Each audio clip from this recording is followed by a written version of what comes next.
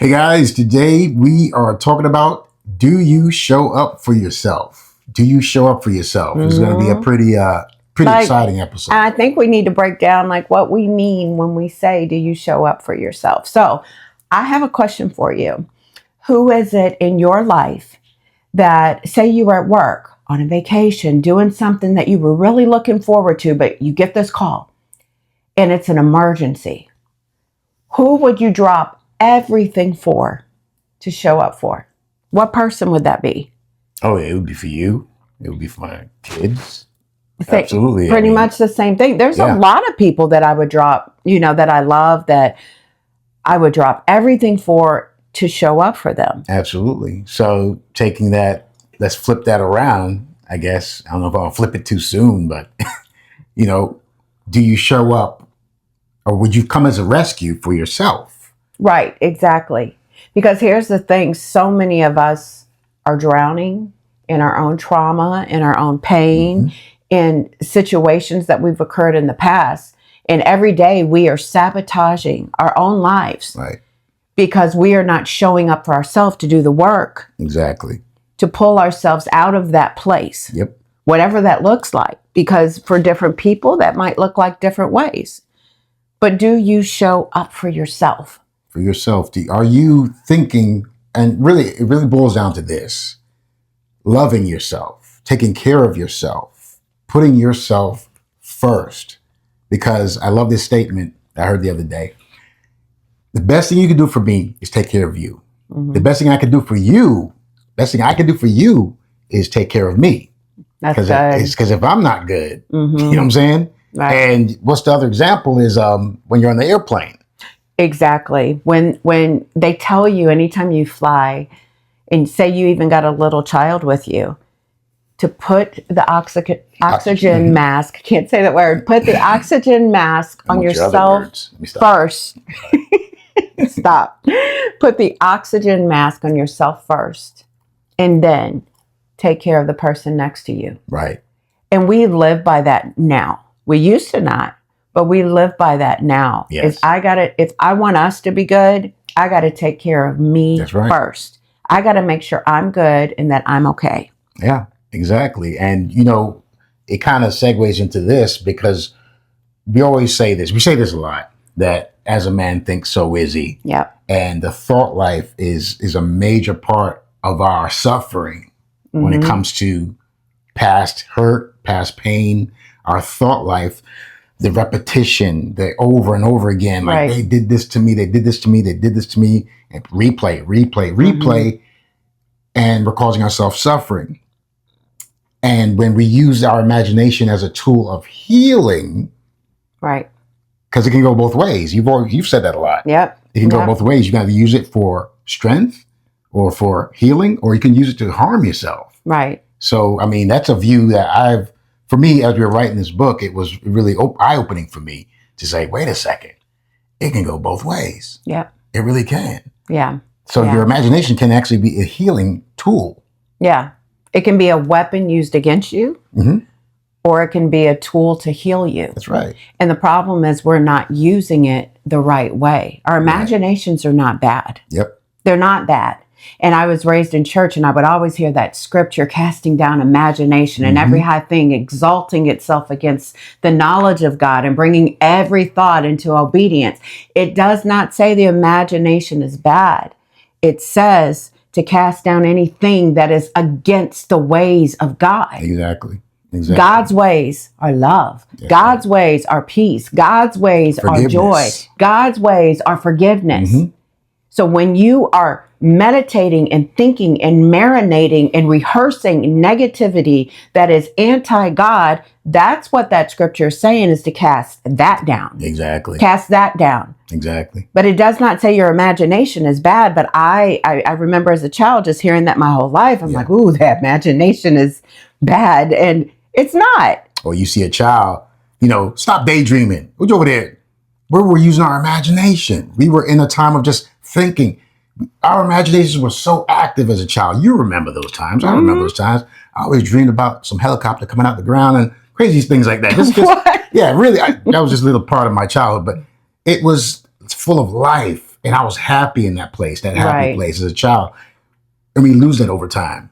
We kind of stop Well, using it over time. I don't think we lose our imagination. True, I think agree. it shifts. It shifts. We The misuse more it. information, and if we begin to see our brains as computer hardware that has been programmed. So every time you get on TikTok, every time you get on Instagram or YouTube or watch something on television or watch something, say, scary, or Right. watch violence, or watch infidelity, or watch things or sexuality that's overstimulating your brain in a way that's making you so lustful, you are programming the computer up here. Right.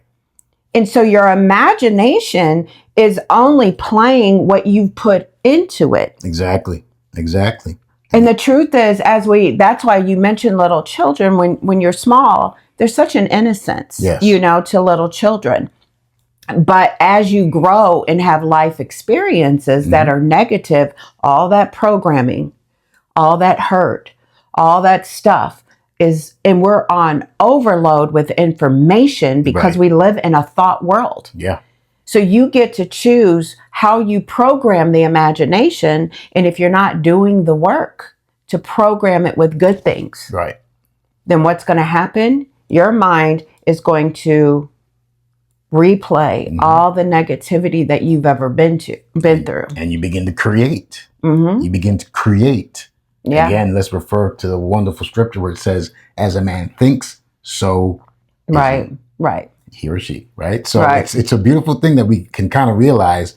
Sometimes we get into that rut and things are looping. But here's a question. How would you kind of interrupt that loop? What's a way that we can interrupt those loops? I'm going to go back to the time, of us going through healing our marriage through infidelity. And I remember my mind would replay our scenario, what was going on during that time. And I would feel so much hurt, and it played on repeat over and over to the point it was tormenting me. And I remember I'd had enough. I had had enough. Yeah. I was waiting for you to be the man that I thought you should be. I was waiting for you to step in and say, you know what, I broke this. Right. I'm going to do everything I can to fix it. And you know what? That initially never came. Right. So what was I going to do? Keep myself imprisoned in that loop, that hostile, chaotic repeat of pain over and over? Or was Right. I going to take charge of my life Right. and stop? And for me, that was the moment I said, you know what? I'm so busy trying to fix this that I'm killing myself, literally. Killing myself. And I need to stop this craziness, this Ferris wheel of crazy that I'm on. And I need to take responsibility for me, because it was survival at that point. Right. It was surviving. Exactly. And once I did and said, you know what, I'm going to be in charge of my thoughts, I went to war, not Yes. against you. I went to war against all the negativity that was like repeating in my mind. Yes. And so for me, that was the change. And you know what, every time, even since then, because that's been over 20 years ago, Right. ever since then, anytime we find ourselves in a situation, and it's normal, all of us immediately, because of our fight and flight response, jump to the negativity. That's normal. Right. But it's up to you to stop and say, wait. No. And you can take charge of your life. You don't have to wait for the circumstances to change. And in fact, it's the opposite. That's the one thing I've learned. Right. You take charge of you first. Take charge of your inner world, and your outer world will reflect what's going on within. That's postable. That's good.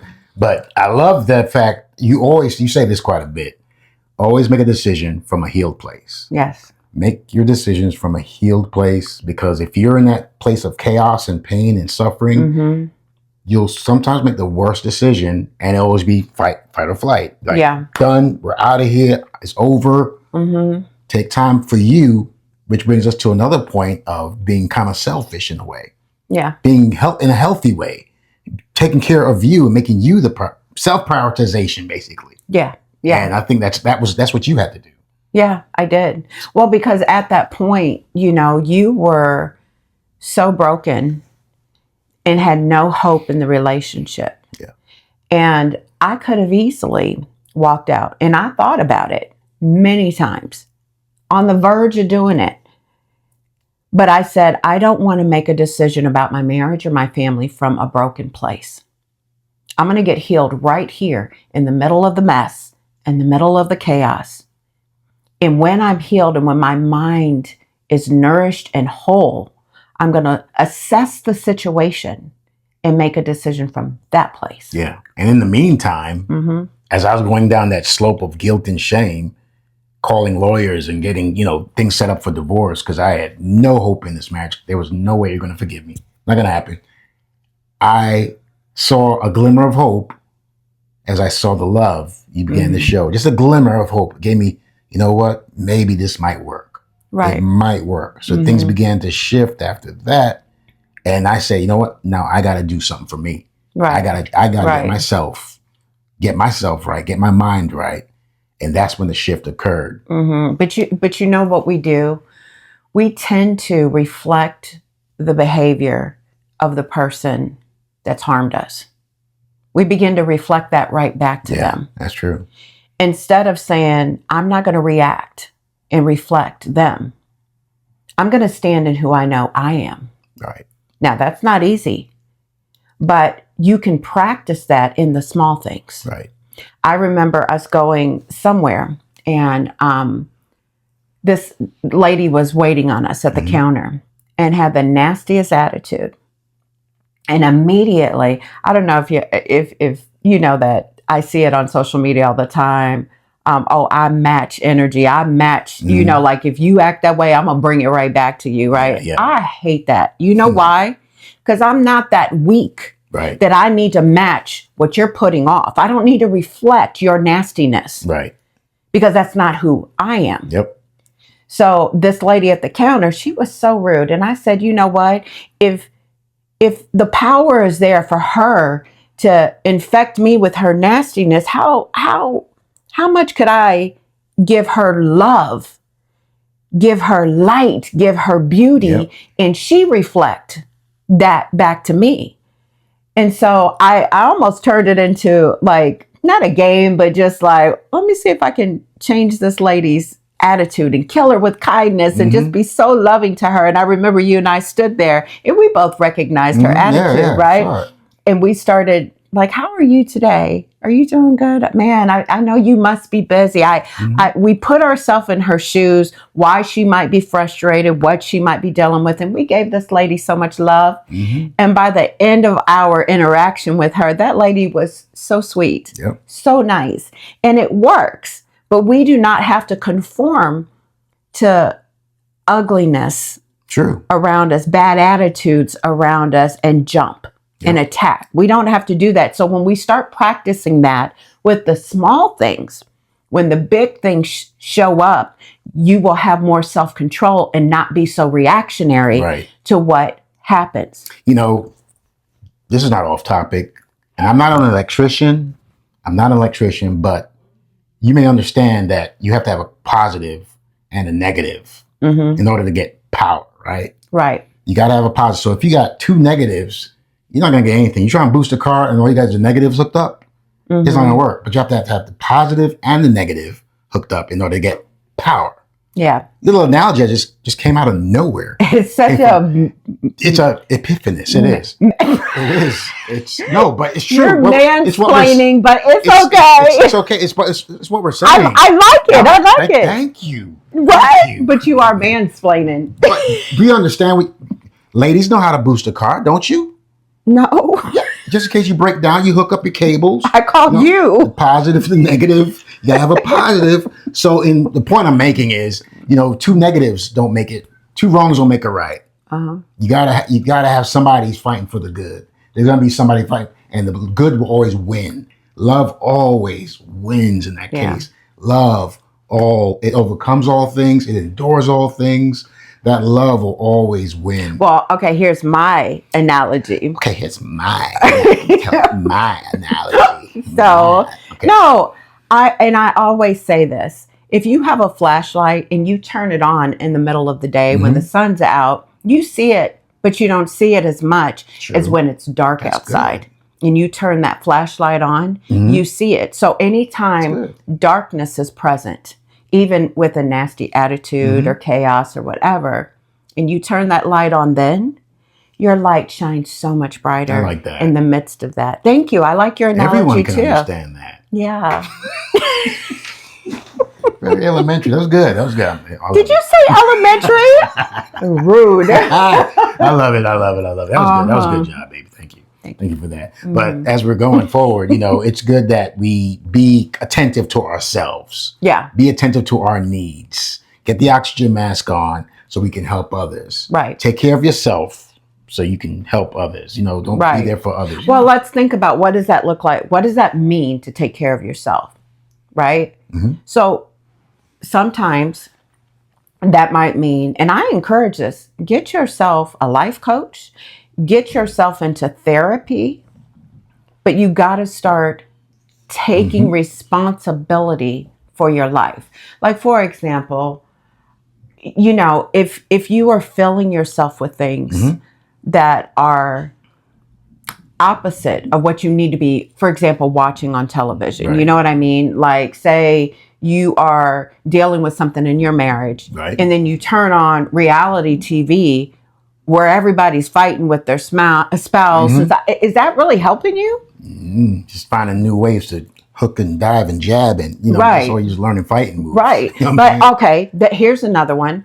Say you're worried about something with your health, and of course you want to go look it up, find out. I think we've all done it, and the C word, cancer, always tends to find its way to any scenario. Right. Is that helping you? No, just puts more fear. Is that putting the oxygen mask on? But see, when your environment, now I'm getting into epigenetics, but when your environment up here, your mind should be the safest place. You say that all the time. Your mind should be the safest place. In the world. In the whole world. Your mind. That's your world. But for many of us, for a lot of us, it's not very safe. No. It's not very safe. We are allowing negativity and thoughts because we feel like we can't control that, and that is a lie. You can control that. Yes. And we talk about all of this. You guys have got to get our book, The Imagination Code. It's powerful. But we are doing this because we really want to help people. We do. We really want to help people because we've been helped. Our lives have changed so much. So much. And we're still a work in progress. We all are. To be real, but we're doing the work. We're working up. We're going upwards. Yes, we're growing upwards. That's right. So we're not stuck in the loop. That's right. And we want to bring others with us. Yes. We want to help others around us. That's how we thrive as humanity. Yeah. Is helping each other. Right. So that's what I believe is really our purpose here, is to let you guys grow. And as you read the book, it'll help you grow. So many people have come back to us and said, this book changed my life. Yeah. I've read it. I'm third time reading it, Yeah. Over and over again. And that's why we wrote it. Yeah. We didn't just do this to say we wrote a book. We have other books. That's not the reason why we did this. Exactly. We did this because we legitimately wanted to help people. Yeah. And we know get a copy. We know it's going to help people. We know it will. We have no doubt. It's already helping people. Exactly. It's already really helping people. That part of it. Yeah. But let this be a gift to yourself to start doing the work. Yeah. If that be therapy, if it be getting a hold of this book, because this book right here is not just a book, it's a workbook where you can answer questions and challenge yourself. And it's a journal. And we teach you how to go from that place of maybe darkness to where you're thriving in life. Because that's what we all want. Right. We want to enjoy our life, not be a bystander watching life pass us by. And next thing you know, we're however years old, sitting in a rocket chair and like, man, shoulda, coulda, woulda. It's like, I wish I had done this. And no, that's not the life that you are meant to live. That's right. But if you don't show up for yourself That's and right. take responsibility for your life, That's right. you are the CEO That's of right. your life. That's right. You manage your life. Every cell in your body is listening to you. So if you are meditating on negativity, if you are always meditating on things that are not helping you, if you're not putting the right things in your body, are you being a good CEO of your body, That's right. your life?